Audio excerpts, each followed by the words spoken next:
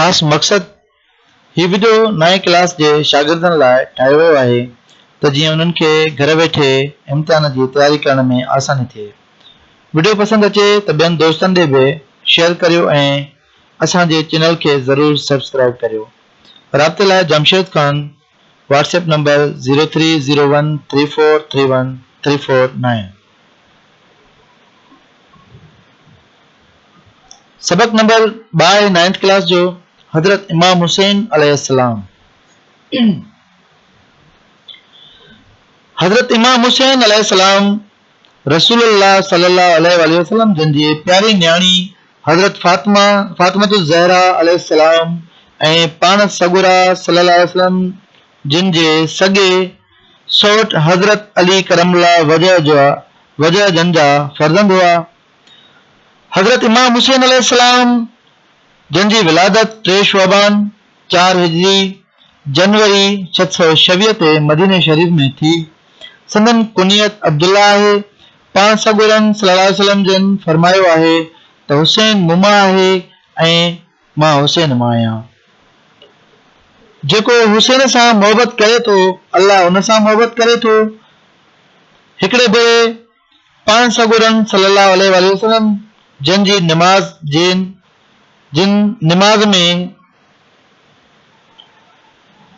सजदे वारी हालत में हुआ, हजरत इमाम हुसैन अलैहिस्सलाम नंढपण में पाण सगुरन सल्लल्लाहु अलैहि वसल्लम जिन जे पुठी मुबारक ते वेही रहिया। पाण सगुरन सल्लल्लाहु अलैहि वसल्लम जन तेसि ताईं सजदे मां कंधु न खयो जेसि ताईं बालक पंहिंजी रज़ा सां हेठि न लथो। हजरत इमाम हुसैन अलैहिस्सलाम नंढे हूंदे खां ई इस्लाह ऐं तालीम ॾांहुं लाड़ो रखंदा हुआ। मदीने जा अकाबर इस्लामी मसइलनि जे ॾस में वटनि ईंदा हुआ। पाण अलैहिस्सलाम क़ुरान मजीद जो मतिलब ऐं रसूल सल्लल्लाहु अलैहि वसल्लम जूं हदीसूं बयान फरमाईंदा हुआ। पाण अलैहिस्सलाम घणो करे इबादत ऐं रियाज़त में मशगूल रहंदा हुआ। रोज़ा घणा रखंदा हुआ ऐं सादी ग़िज़ा सां इफ्तार कंदा हुआ। आला हस्ब नस्ब हूंदे बि हजरत इमाम हुसैन अलैहिस्सलाम बेहद नैठा ऐं बाजारा हूंदा हुआ। हजरत इमाम हुसैन अलैहिस्सलाम बाननि जूं ख़ताऊं बख़्श कंदा हुआ। फ़कीरनि सां सुहिणो सलूक कंदा हुआ। बाननि खे आज़ाद कंदा हुआ। ग़रीबनि ऐं मिस्किननि जे घरनि ते खाधो पहुचाईंदा हुआ ऐं कर्ज़नि जा कर्ज़ लाहींदा हुआ। हजरत इमाम हुसैन अलैहिस्सलाम फ़साहत ऐं बलागत इल्म ऐं हुकूमत में बि पंहिंजो मट पाणो हुआ। हजरत इमाम हुसैन अलैहिस्सलाम जिन जो इहो कारनामो जंहिं बैनुल अक़वामी शोहरत हासिल कई आशूरे 61 हिजरीअ जी कुर्बानी आहे। हजरत इमाम हुसैन अलैहिस्सलाम जे इर्तिका खे पंहिंजे अखियुनि सां ॾिठो, इस्लाम जी इर्तिका खे पंहिंजे अखियुनि सां ॾिठो। इस्लामी तारीख़ जा समूरा शुराती वाक़िया संदन साम्हूं थिया। 52 हिजरीअ में सूरत हाल तॾहिं ख़राब थी वई तॾहिं यज़ीद खे वली अहद नामज़द कयो वियो। हजरत इमाम हुसैन अलैहिस्सलाम उन जी सख़्त मुखालफ़त कई। यज़ीद हज जे मौक़े ते हजरत इमाम हुसैन अलैहिस्सलाम खे शहीद कराइण जी सिट सिटी। पाण अलैहिस्सलाम उन जी सख़्त मुखालफ़त कई पर पाण अलैहिस्सलाम सूरत हाल खे परोड़े अल्लाह जे घर जी हुरमत क़ाइम रखंदे हज खे उम्रे में तब्दील करे मुख़्तसिर काफ़िले ऐं कुझु जान निसारनि साथियुनि ख़वातीन ऐं ॿारनि सां गॾु इराक ॾांहुं रवाना थिया। 2 मुहर्रम 61 हिजरीअ ते हजरत इमाम हुसैन अलैहिस्सलाम करबला पहुता यज़ीद जी बैत कराइण लाइ। हजरत इमाम हुसैन जे साथियुनि ख़वातीन ॿारनि ते तमामु घणियूं सख़्तियूं कयूं वयूं। शहादत जी शुरात हजरत इमाम हुसैन जे सरवेज साथियुनि खां थी। पोइ अज़ीज़नि जो वारो आयो। अली अकबर खां वठी असगर ताईं सभिनीनि शहादत जो जाम पीतो। 3 ॾींहंनि जी उञ ऐं बुख हेतिरनि साथियुनि ऐं अज़ीज़नि जी शहादत बि हजरत इमाम हुसैन अलैहिस्सलाम जे अज़म में को फ़र्क़ु न आंदो। पाण अलैहिस्सलाम दुश्मननि जे अथाह लश्कर में काहे पिया नेठि विचीअ वेल ज़ख़्मनि सां चूर थी ज़मीन ते किरी पिया। पाण अलैहिस्सलाम खुदावंद ताला जे बारगाह में सर्ब सजूद थिया। कंहिंखे बि वार करण जी हिमत न थी। नेठि शिमिर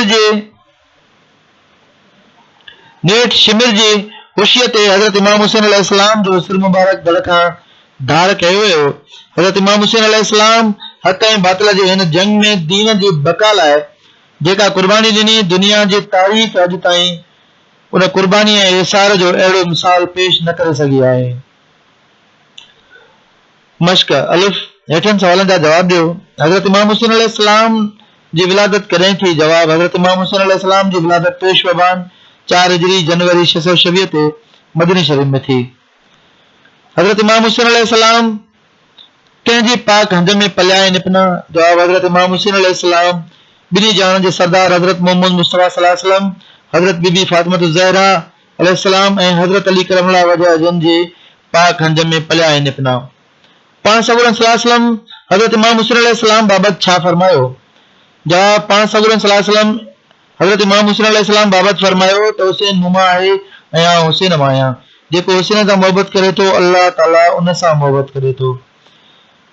11 हिजरी ते 61 हिजरी ते अहले बैत 11 हिजरी ते अहले बैत खे कहिड़ा ॾुखोईंदड़ हादसा पेश आया? जवाब, 11 हिजरी 632 ते रसूल सल्लल्लाहु अलैहि वसल्लम जिन रहलत फरमाई।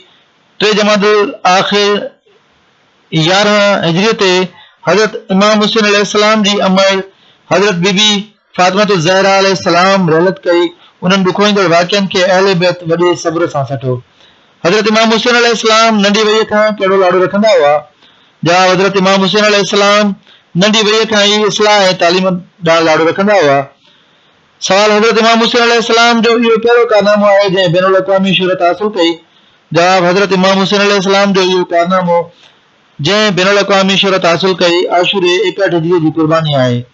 हज़रत इमाम हुसैन अलैहिस्सलाम करबला में कहिड़ी तारीख़ ते पहुता? जवाब, हज़रत इमाम हुसैन अलैहिस्सलाम करबला में 2 मुहर्रम 61 हिजरी ते पहुता। बे हेठनि लफ़्ज़नि जी माना लिखी जुमिलो। लफ़्ज़ आहे विलादत यानी पैदाइश। जुमिलो, हज़रत इमाम हुसैन अलैहिस्सलाम जी विलादत मदीने शरीफ में थी। ॿियो नंबर लफ़्ज़ आहे इर्तिका यानी तरक़ी। असांखे पंहिंजे इर्तिका लाइ महिनत करणु घुरिजे। अगराई यानी शुरात, असांखे कंहिं बि कम में अगराई करण खां पहिरीं ज़रूरु सोचणु घुरिजे। रज़ा यानी मर्ज़ी, असांखे अहम कम वालिदैन जी रज़ा सां करणु घुरिजे। मारके यानी वाक़ई जंग, हज़रत इमाम हुसैन अलैहिस्सलाम मारके में पंहिंजे वालिद सां गॾु रहिया। हर मारके में पंहिंजे वालिद सां गॾु रहिया। मसरूफ़ यानी मशगूल, ॻोठनि में घर हथ भरण में मसरूफ़ रहंदियूं आहिनि। नेठा यानी आजिज़, आला हसब नसब हूंदे बि हज़रत इमाम हुसैन अलैहिस्सलाम बेहद नेठा हुआ। तकबर यानी वॾाई, असांखे कॾहिं बि तकबर न करणु घुरिजे।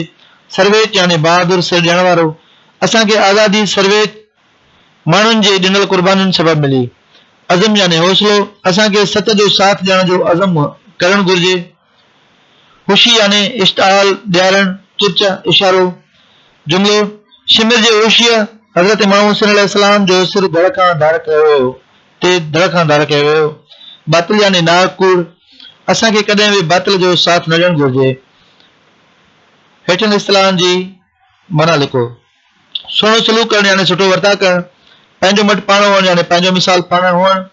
सिट सिटणु यानी साज़िश करणु, मनसूबो ठाहिणु। सिर ॾेई सरहो थियणु यानी जान ॾेई नालो कमाइणु। हेठनि लफ़्ज़नि जा ज़िद। सादी यानी ऊचे, गरीब यानी अमीर, मुखालिफ यानी हिमायत, मुवाफ़िक़, मुख़्तसिर यानी तवील, बातिल यानी हक़, सुलह यानी जंग। हेठनि लफ़्ज़नि जा इश्तिक़ाक़ करियो ऐं माना लिखो।